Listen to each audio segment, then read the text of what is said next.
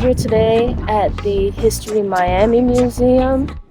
So the museum starts off with a photography exhibit, black and white photographs over the years from the early days of Miami into the more recent past. Pretty cool. I love black and white photography, so to see sort of not exactly a timeline, but snapshots from various moments in Miami's history is pretty interesting.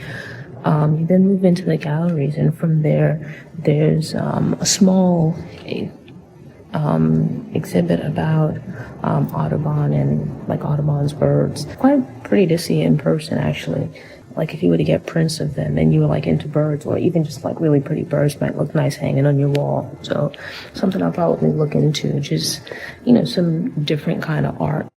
Something that I think is pretty cool is there's sort of a transition between the galleries. This wall that you see behind me, which is sort of like graffiti, and then if you think of that, if you think of like postcards, when you see like this Miami graphic here, but then mixed in you have like these other illustrations that like represent Miami. So I think it's pretty cool. Like you could kind of think of it as graffiti. That might not be the right description, but I think it's cool. It's kind of like like a mural, but if you think of it, it looks like there's like tiers. So you've got like layers and layers, and it's like different scenes and snapshots from Miami, what represents Miami.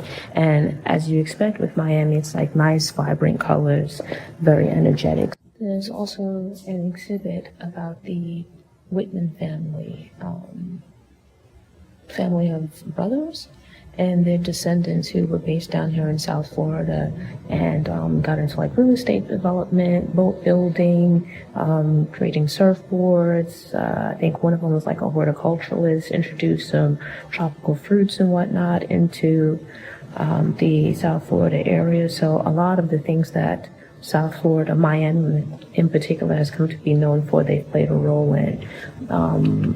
With that, obviously, they had some success financially, but there's like Bow Harbor shops, which I haven't visited, but I feel like I might have driven by, or at least drove by the exit for it. In addition to that, they were active with like different water sports, and I was looking at one of the hotels.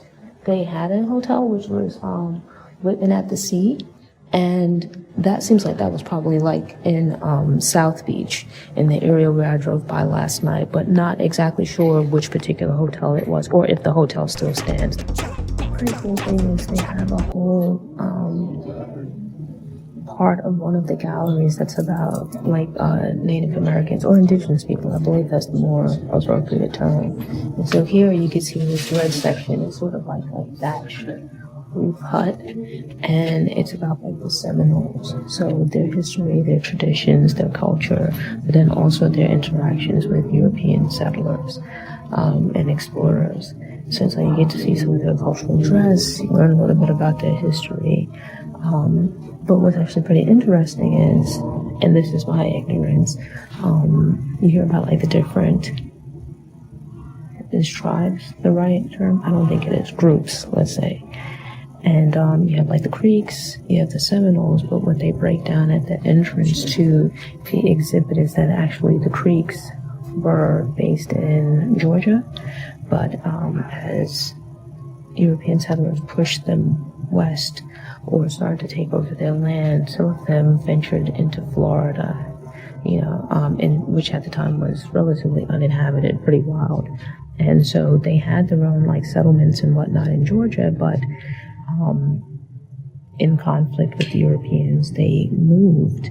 And the word Seminole actually comes from Cimarrones, which means inhabited or wild in Spanish. But they explain that because the indigenous people, they didn't have like the Spanish R in their language, or they weren't familiar with the Spanish R, that they pronounced it differently. So Cimarrones became Seminoles, and then in time became Seminole. So I like that kind of stuff, like little tidbits, things that you didn't know, how things developed. In terms of it, it's not the biggest, but it's a reasonably sized museum. I came here thinking that I'd be able to walk through it in like 20 minutes or so, which is what Google estimated the time as at which most people spend here.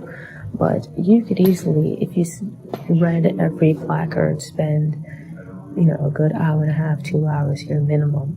But what I found interesting was the part of the museum about the indigenous people, the Seminoles in particular. I thought that part of it was done actually quite well.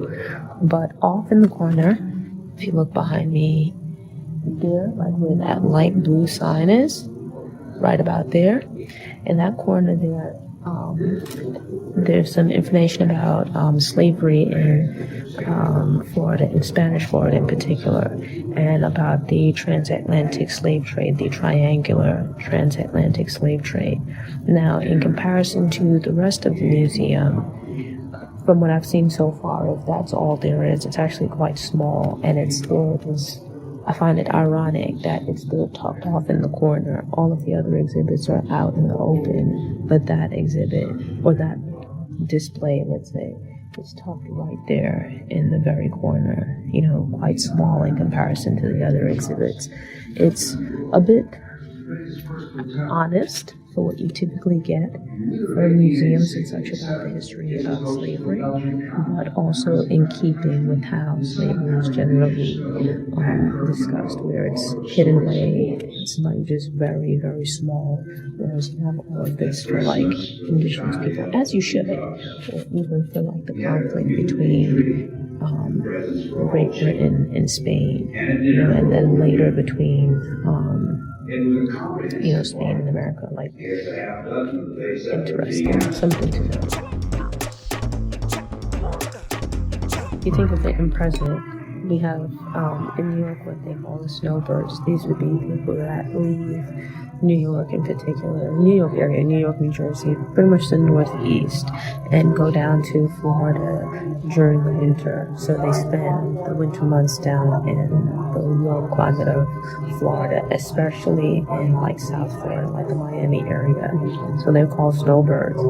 And there's some info like right behind me here about Miami Beach. And like its history is like being a playground for people from the Northeast, those kind of cold climates during the winter months. But just beyond it, in the back here, like there's like this Art Deco kind of design. But in the back here, there's some info about Overtown, which is a historically black neighborhood in Miami. If you think of it like in the past, you had segregation and whatnot, so black people wouldn't have been able to live in the same environments as white people. So they established their own, or they had their own neighborhood in Miami, and with that, businesses and so the interesting thing is we have some photographs here from back then and little like captions where it's like information about various black figures from the town who had businesses or led organizations or whatnot, and then also information about different institutions, clubs, lounges, theaters and things like that in Overtown. So interesting. But again, if you look at it in comparison to the other parts of the museum, like the information thus far that I've seen about black people is very small in comparison. So having walked through the museum, there's actually a decent amount of information about about black people's history in Miami. The only thing is that there's different sections and themes before, so it's broken up by time period, by theme, I guess you could say. And so with that, the information about black people in Miami, the history of black people in Miami, it's not all concentrated in one area, as say with the history of the Seminoles. Instead, it's broken up and kind of spread across the museum. So not a huge amount of information, but somewhat decent amount.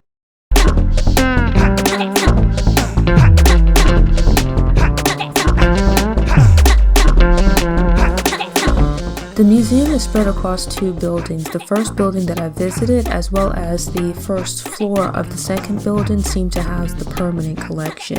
On the second floor of the second building, there are special exhibits. At the time that I visited, which was December of 2025, the exhibits were about a photography exhibit of the local community, and then also another exhibit about the Seminole indigenous people.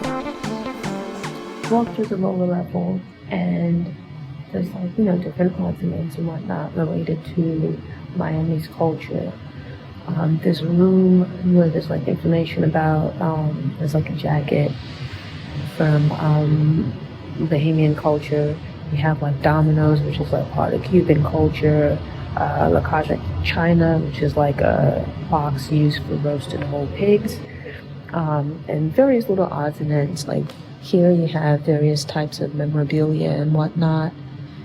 But the thing that stood out to me that caught my attention, and actually I initially walked past it, not really paying close attention, until I came and I read the placard, was this thing here behind me. And actually this is a raft. I walked by, I didn't even think of what it was. I thought it was some long ago thing. But it's a raft from 1994, where I think it said it was 7 people from Cuba got into this raft to come to America. It wasn't until I read the blurb about it. It's I don't even like regular boats. I'm not a boat person. I can maybe do a ferry, 15-20 minutes, and that's about it. Beyond that, I haven't been on a cruise. My family would love to go on a cruise. I'm not interested because I refuse to be on the ocean at night. Looking at this thing here, it's big cruise ship. I don't even want to get on. There's no way I'm getting on that. Absolutely not. Much less to spend 35 hours in that. And I don't really understand. Granted, I don't know a lot about boats, but looking at this, I don't even understand how this would stay afloat.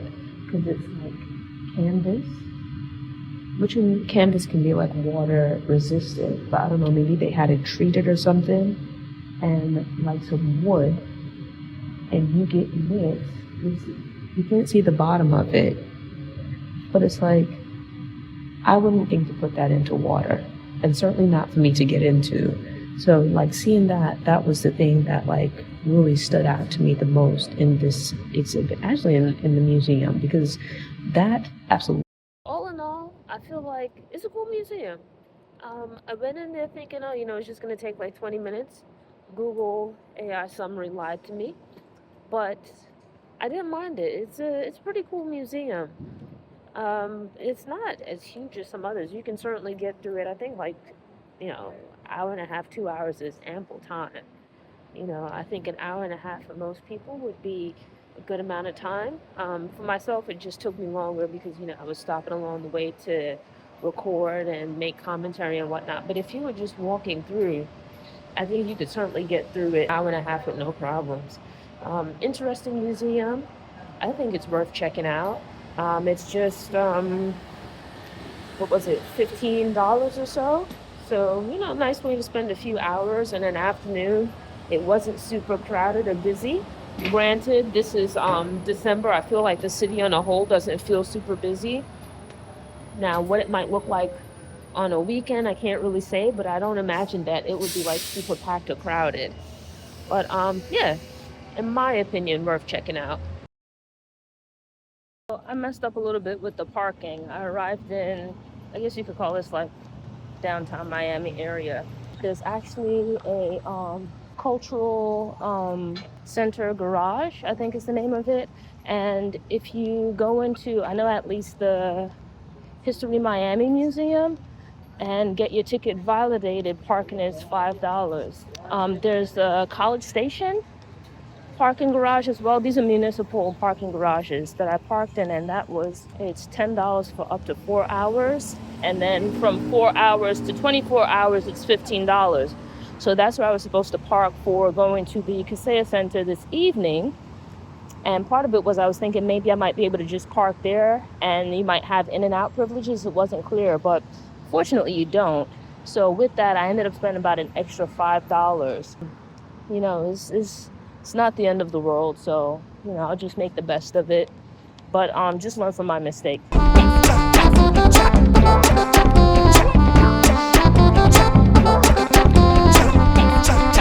If you enjoyed this video and want to see more from my trip to Miami, check out the other videos in my Miami playlist. And if you want to be certain that you don't miss future videos, subscribe to the channel and click the notification bell.